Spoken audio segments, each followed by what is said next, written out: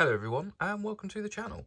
So in today's video I wanted to talk about silver versus gold. This is quite a cool looking piece of silver, but just the general silver itself versus the gold. So what I'll be doing in this video is comparing both of the precious metals and looking at some of the pros and the cons to both gold and silver. To start with, there is a massive difference in cost. So as you can see, I only have a 10th ounce coin here. Got a couple of 1 gram bars in there as well, but obviously gold is a lot more pricey. So a 1 ounce of gold would cost you today around £1,517, or in dollars it would be 1,936, whereas a 1 ounce silver coin would cost you around £27 to £28, or in dollars, because you guys don't have VAT, I think you get it a bit cheaper, so I think it's around $30 for a coin, maybe a little bit more. So already you can tell there is quite a big difference in cost, which is why some people stack silver over gold for affordability, as at the moment a 1 ounce of gold would cost the same as around 80 ounces of silver. This is by spot, so you may get more premiums on certain coins, so by the time you buy 80 ounces, you may not actually get a full 80 ounces for 1 ounce of gold. So this means that your silver would take up a lot more in storage in terms of space as opposed to the same value in gold. So silver may not be the best option for you depending on how much storage space you have. So if you keep yours in a safe or something like that, you'll get a lot more gold in that safe as opposed to the silver, because you could essentially fit around $50,000 worth of gold in your hand, whereas silver, you would need around 10 shoe boxes for the same value. So as you can see, that's quite a big difference in storage space for the exact same cost. And I know a lot of people try and hide their precious metals in different spaces, so it would be a lot easier to hide some gold around the place, maybe in a sock drawer or something like that, as it would to hide lots of silver 1 ounce coins. So now, silver is a lot cheaper to buy in the 1 ounce form like this. But with that being said, you can also buy fractional gold. So here I have a 10th ounce Britannia. You can get different size bars as well. I'll show you here. I have these 1 gram gold bars too. So that's also something to consider, that you can get fractional gold. So you don't need to spend it on 1 ounce coins all in one go. But obviously the premiums do skyrocket as you go down. So the smaller the piece you buy, the more the premiums are. So them 1 gram bars that I have are very high on premiums.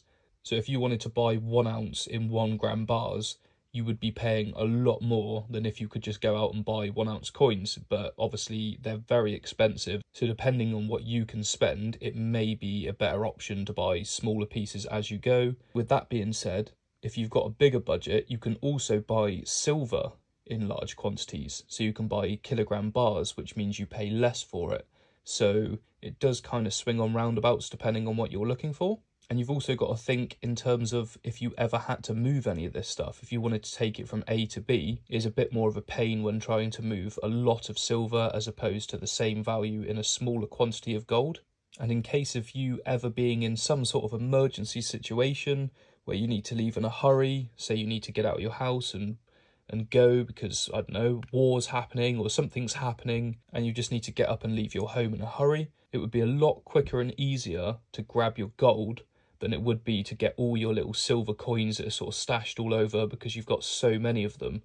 So essentially you'd only need to take a single 1 ounce gold coin instead of having to gather up all of your 1 ounce silver coins that you've got dotted all over the place, and 80 would be the same equivalent, just in case there was ever some sort of emergency situation where you needed to just up sticks and leave. Another thing to think about, silver can tarnish and get milk spotting and things like that, whereas gold cannot. I mean, I know gold can get some sort of red spots. I haven't actually seen that on any of my gold, but apparently it can happen, but the chances are quite slim. And obviously silver's a bit more prone to milk spotting and tarnishing, and you need to store it correctly in a dry place with no exposure to the elements, whereas with gold you don't really need to worry. I mean, gold can scratch a lot easier because it's so soft, so as long as you keep it in capsules or keep it safe, it's fine and you don't really need to worry about it in that sense. So that's another advantage for gold. And next, you might be surprised, but silver actually has a higher industrial use, such as electronics, medical appliances, batteries, solar panels, it just goes on. There's a lot more that silver's used for in your day-to-day than gold. Silver is normally within your presence most days, even if you can't see it. And technically, modern life as we know it wouldn't exist the same without silver. Now, gold is also used in industrial use, but it's only around 12%, whereas silver is about 56%, so quite a big difference in industrial use between the two. And this is important because the state of the global economy can have a greater impact on silver demand rather than gold. Now, another thing is that gold can be a lot less volatile than silver, but I do believe that silver is undervalued at present and has a lot more potential to grow, so that is something to consider. So essentially, gold is kind of a safer investment to store your wealth, whereas silver is a bit more of a gamble. Obviously, it can move a lot, so if you plan on buying it for the short term, gold may be the better option, seeing as it holds its value a lot better and it's not as volatile as silver.